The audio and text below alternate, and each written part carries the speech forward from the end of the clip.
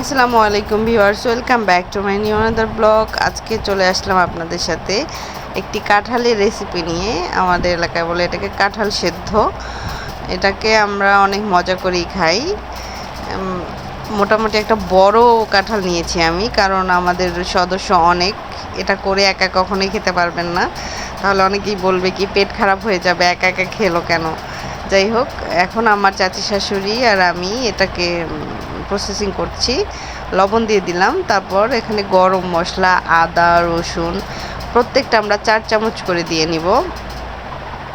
4-5 চামচ করে দিয়ে দিলেই হয়ে যাবে একটা বড় কাঁঠালে। তা মরিচের গুঁড়াও সেম 4-5 চামচ, এগুলো সব দিয়ে নিতে হবে। আমার চাচি শাশুড়ি এটা কাঁঠালটাকে পরিষ্কার করেছে, উনি এগুলো সব দিচ্ছে পরিমাণটা।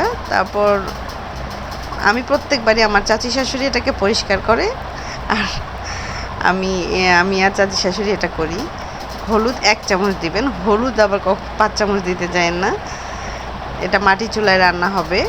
এগুলো সব উপকরণ দেওয়ার পর এটাকে আমরা মাখিয়ে নিব ভালো করে। তেল দিয়ে দিলাম, নেওয়ার পর এটা সুন্দর করে মাখিয়ে নিয়ে এটাকে বলে নাকড়ি। নাকড়ি দিয়ে আমাদের এলাকায় এটাকে মাখিয়ে নাড়াচাড়া করে নিয়ে এটা আমরা চুলায় বসিয়ে দিব। তারপর এটা সিদ্ধ হয়ে যাওয়া পর্যন্ত আমরা 2-1 বার নেড়ে দিব। আমি চুলায় বসিয়ে দিয়েছি।